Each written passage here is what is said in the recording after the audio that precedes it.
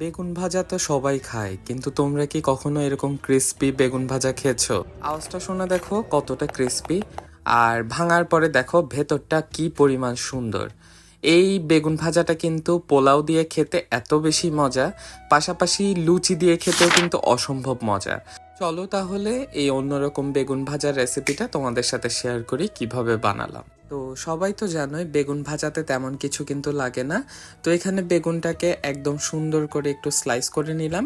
তেমন বেশি মোটাও হবে না বা তেমন বেশি চিকনও হবে না, একটু মোটামুটি সাইজের একটা স্লাইস করে এখন এটাকে সুন্দর করে মাঝখান থেকে এভাবে ছুরি দিয়ে একটু জিগজ্যাগ করে কেটে নিলাম, যাতে করে মশলাটা সুন্দরভাবে বেগুনের ভেতরে ঢুকে যায়। তো মশলার মধ্যে এখানে অ্যাড করব অল্প একটু মরিচের গুঁড়া আর অল্প একটু হলুদের গুঁড়া। অল্প একটু বলতে তোমাদের যতটুকু কোয়ান্টিটি হবে ওই অনুযায়ী মশলাটা তোমরা ইউজ করতে পারো। এখানে আমি হাফ চা চামচ পরিমাণ ইউজ করেছি। আর মশলা বলতে এখানে জিরা ধনিয়া গুঁড়াটা দিয়েছি 1 চা চামচ পরিমাণ মতো এখানে লবণ অ্যাড করলাম, সাথে একটু দিয়ে দিলাম সরিষার তেল। এখন সুন্দর করে মশলাটাকে বেগুনের মধ্যে উল্টে পাল্টে মেখে নিতে হবে। তোমরা চাইলে এটাকে 5 থেকে 10 মিনিট এইভাবে সুন্দর করে একটু রেখে দিতে পারো। তো আমি এটাকে একটু সাইডে রেখে এখানে একটা ডিম ভেঙে নিলাম। একটা ডিমই যথেষ্ট এখানে 4-5টা বেগুন সুন্দর করে ভাজি করে নেওয়ার জন্য। সাথে এখানে নিয়ে নিলাম ব্রেড ক্রামস হলো আমাদের আজকের মেইন উপকরণ, এটা দিয়েই মূলত ক্রিস্পি হবে বেগুন ভাজাটা।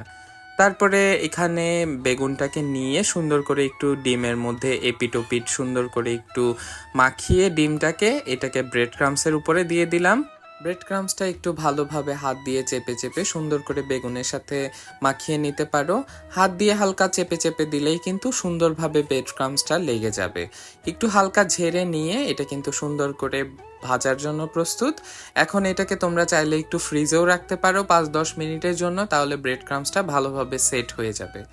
তো এখানে প্যানে নিয়ে নিলাম পরিমাণ মতো তেলের মধ্যে এখন আস্তে আস্তে যখন তেলটা একটু হালকা গরম হয়ে আসবে তখন কিন্তু ব্রেড ক্রামস দিয়ে মাখানো এই বেগুনটাকে দিয়ে দিলাম। আর একদম লো হিটে কিন্তু সুন্দরভাবে ভেজে নিতে হবে, আদারওয়াইজ ভেতরটা কিন্তু কাঁচা থেকে যাবে আর উপর থেকে ব্রেড ক্রামসটা কিন্তু পুড়ে যাবে।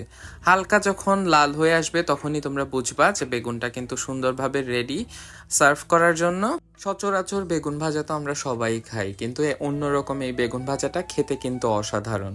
তো তোমরাও কিন্তু বাসায় ট্রাই করো, আর আমাকে কমেন্ট বক্সে কিন্তু জানাতে ভুলো না তোমাদের আজকের রেসিপিটা কেমন লেগেছে। তো আমার রেসিপিটা যদি ভালো লেগে থাকে অবশ্যই একটা লাইক কমেন্ট আর শেয়ার করে দিও। আর এইরকম রেসিপি আরও পাওয়ার জন্য আমাকে কিন্তু ফেসবুকে ফলো করতে ভুলো না।